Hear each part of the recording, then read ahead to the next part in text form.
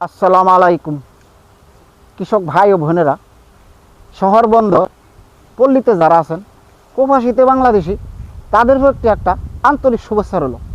এই যে দেখেন, আমি আজকে দাঁড়াইছি এই একটা রেল লাইনের পাশে। এটা চট্টগ্রাম বন্দর, আমদানি রপ্তানি সবই রোডে হয়। ট্রেনের মালবাহী জাহাজ, এই ট্রেনগুলা এখান দিয়ে আসা যাওয়া করে, আর কোনো রাস্তা নেই। এইটাই, এটা যে ঢাকার সাথে সংযোগ হয়েছে বন্দরের সাথে।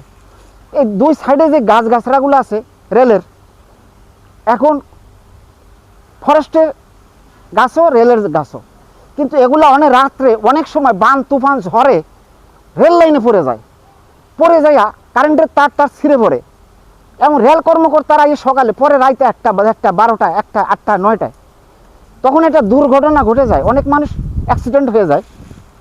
তো এই যে দেখেন আজকা, এই যে আমার পিছনে একটা গাছ, এই 10 দিনের টানা বৃষ্টি, এই যে দেখেন এই গাছটার এই যে মেরুদণ্ডটা ভাঙে গেছে, একটা বজ্র ভরিয়া। এই যে দেখেন, আরো দেখেন এটা, এই যে এটা দেখেন রেল লাইনের বিস্কানে পড়ছে রাইতে 9টা বাজে।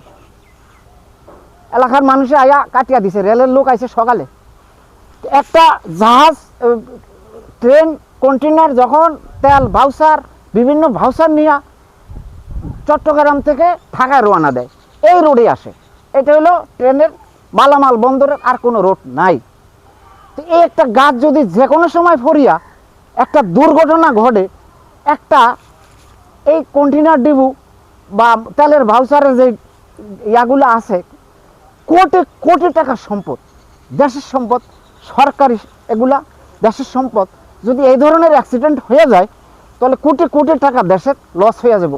কারণ ট্রেন তো আর বাসের মতো ব্রেক করতে পারে না, ওরম তো আর ব্রেক করতে পারে না। এটা কাছে আসলে দেখে, কারণ বৃষ্টি বাদলের মধ্যে, কুয়াশা ধোঁয়াকাশের মধ্যে যেটা ট্রেনের আলো, এটাই অনেক সময় দেখে না, ঝাপসা দেখে।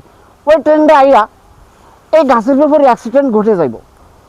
এই যে রাত্রে ওই দিন, এই 10 দিন বৃষ্টির 7 দিনের দিন, এই গাছটা, এই যে দেখেন এই গাছটা ট্রেনের লাইনের উপরে পড়ছে।